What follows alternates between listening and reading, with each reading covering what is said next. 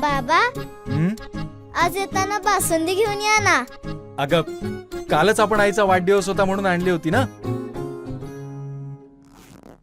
ऐकलं, गोकुळची बासुंदी पुन्हा खावीशी वाटतेय. खरं सांगू, मलाही खावीशी वाटतेय. पुन्हा पुन्हा खावीशी वाटणारी गोकुळ बासुंदी. मुख्यमंत्री देवेंद्र फडणवीस राज ठाकरेंच्या भेटीला पोहोचलेत. शिवतीर्थावर ही भेट झाली. दोघांमध्ये 2 तास चर्चा झाली. आगामी महानगरपालिकेच्या पार्श्वभूमीवर ही भेट महत्त्वाची ठरणार आहे. शिवाय काही दिवसांपूर्वी राज ठाकरे यांनी भाजपवर विधानसभेच्या निवडणुकीवरून निशाणा साधला होता. त्यानंतर सीएम फडणवीसच भेटीसाठी पोहोचल्यामुळे या भेटीला अधिक महत्त्व आलंय. या भेटीनंतर भाजपनं मनसेला ऑफर दिली अशा चर्चा सुरू झाल्या.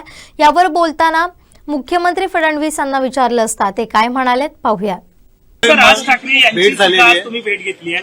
वेगवेगळ्या चर्चा ज्या आहेत सुरू झाल्यात. मनसेला पुन्हा साथ भाजप देत आहे, काय म्हणते? चर्चा फक्त तुम्ही करता, ही कुठलीही राजकीय भेट नाही. मी मुख्यमंत्री झाल्यानंतर राज ठाकरेजींचा मला अभिनंदनाचा फोन आला. त्यावेळेस मी त्यांना सांगितलं होतं मी घरी येईन. त्याप्रमाणे मी आज घरी गेलो होतो. ब्रेकफास्ट त्यांच्या घरी मी केला, गप्पा मारल्या आणि मग या कार्यक्रमाच्या ठिकाणी आलो. या बैठकीचा किंवा या आमच्या ज्या काही गप्पा आहेत यांचा कुठलाही राजकीय संदर्भ नाही. केवळ एक जी मैत्री आहे त्या मैत्री करता मी त्यांच्या घरी गेलेलो होतो. राज ठाकरे यांची तुम्ही भेट घेतली आहे. वेगवेगळ्या चर्चा ज्या आहेत सुरू झाल्यात. मनसेला पुन्हा साथ भाजप देत आहे, काय म्हणते? चर्चा फक्त तुम्ही करता, ही कुठलीही राजकीय भेट नाही. मी मुख्यमंत्री झाल्यानंतर राज ठाकरेजींचा मला अभिनंदनाचा फोन आला. त्यावेळेस मी त्यांना सांगितलं होतं मी घरी येईन. त्याप्रमाणे मी आज घरी गेलो होतो.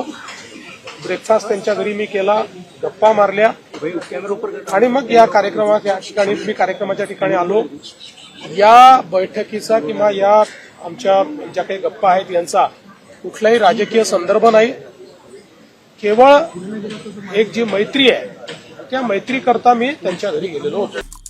आमचे दिवसभरातले सर्व अपडेट्स, ताज्या घडामोडी आणि थेट लाईव्ह पाहण्यासाठी सबस्क्राईब करा, लाईक करा कोकणचं नंबर 1 महा चॅनल कोकण 7 लाईव्हचं YouTube चॅनल.